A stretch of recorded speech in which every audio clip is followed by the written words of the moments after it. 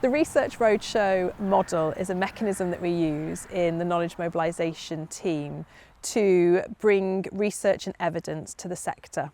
In Social Care Wales, we have an evidence offer, which isn't just simply about dissemination, us delivering information. It's about working in co-creation, an exchange of knowledge, and a brokering with our key stakeholders, local authorities, employers, carers, people with lived experience. So from that, we hear what the sector needs. So for the Research Roadshows, we take that information that we've received from the sector. We reach out to key leading researchers in that field and we understand the landscape of that topic.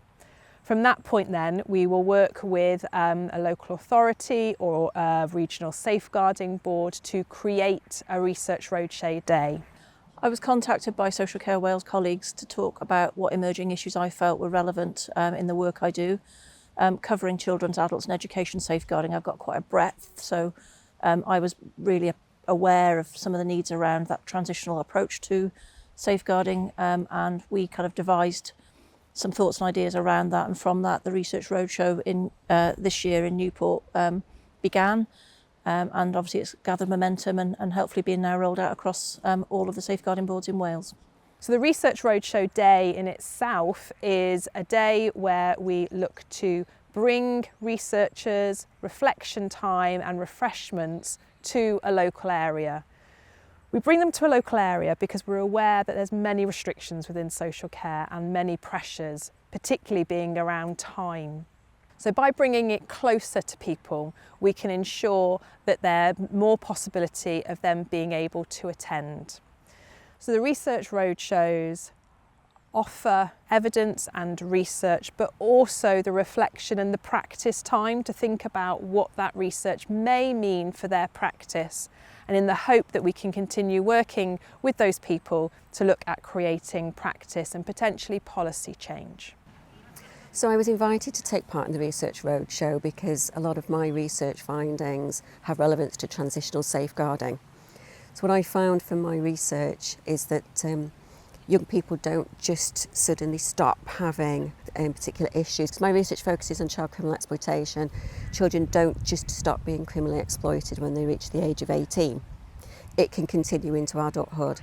And what we find is that if children have been manipulated, coerced, enticed into exploitative relationships, that sort of questions the mental capacity that they've got to make informed consent once they reach the age of 18. So increasingly my findings have been showing that we should take a developmental lens rather than a chronological lens. And that's what transitional safeguarding really endorses, that rather than having these binary cut-offs that suddenly you're 18, so it should, instead of coming under children's services, you should come under adult services. This is showing researchers across my findings and others that actually that journey into adulthood is more of a process rather than a static or a single event. I've been involved in adolescent safeguarding and safeguarding into adulthood for quite a long time, and knowing that that cut-off at 18 is such an arbitrary cut-off when we've got risk continuing beyond that. In Gwent, where I work, and more so Newport, we looked at how that what we could do service-wide and practitioner-wide to change that.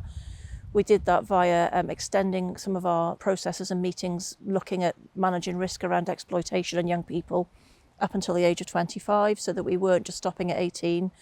We worked together with colleagues and making sure that the membership of those meetings was wider, and we had representation from adult services and safeguarding. We had representation from third sector and organisations that kind of go up much further into young adulthood and beyond, and that's just the start, because we want to go further into that and really take that somewhere else.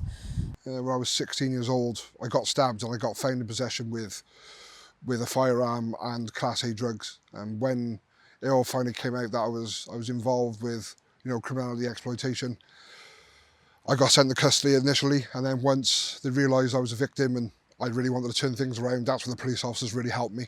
The most significant moment for me would have been when I was sat in custody and I was looking, at the long sentence. The police officers that came to visit me and, in and out of the system, they just kept positively encouraging me. That was the turning point for me, that somebody cared. That's what the police did. They just cared about me. They didn't see race. They didn't see a criminal. They just saw a young kid who they felt needed a bit of guidance, and that's the turning point for me. Around 2019, I was aware that a lot of the information that was coming forward about county lines exploitation was being undertaken in the big cities in England, Birmingham, London, Liverpool. What I didn't know was what was happening in Wales. So I was able to get research funding to look at what does child criminal exploitation look like in Wales. And at that point, Finn was a member of my advisory group. So she helped to oversee the research, to advise on how to undertake the research, how to speak, and how to speak to young people and which professionals to talk to, but also sense checking of our findings. And it was through that sense checking approach, I had a conversation with Finn, and she had the question, what are the best service pathways for criminally exploited children? And that conversation, I then went off and I did some research and was able to develop a grant application with Finn, and we got funded to look at that. So we've undertaken a 2-year study looking at the referral and service pathways for criminally exploited children in Wales. So it's been a very fluid relationship where I took sort of my ideas to Finn, but then the relationship's evolved over time, and she's helped to shape the research by sort of identifying what problems that we should be looking at and what are the key problem areas for her where she would like practice and policy change. Some of the learning has been quite interesting in that we're looking at kind of different pieces of legislation, different thresholds, but what we're asking people to do is to be brave, to take new steps, to use concepts like professional curiosity and go the extra mile for cases that we know in young people and young adults where the risk we know hasn't gone away just because they've turned an age. So we're working really hard on doing that. We've had lots of buy-in from stakeholders and partners.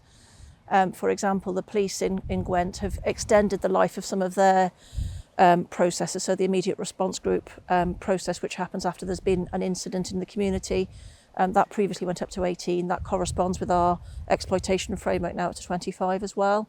So it means that we capture from a sort of multi-agency stakeholder perspective the ongoing risk, and we can document it and evidence it and learn from it.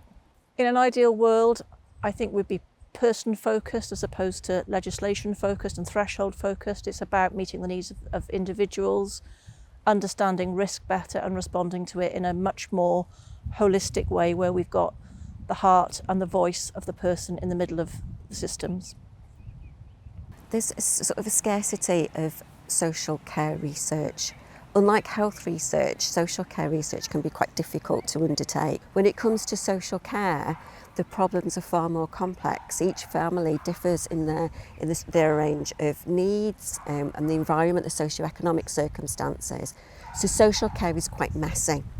So where social care research comes in is that we can filter out, we can look at, we can use different methodological approaches to try to see what works for whom in what circumstances, or other methodologies that are suitable to the research questions that we're trying to answer. And that gives us evidence that can help to make policy decisions so that we're not investing money into interventions that are perhaps less effective.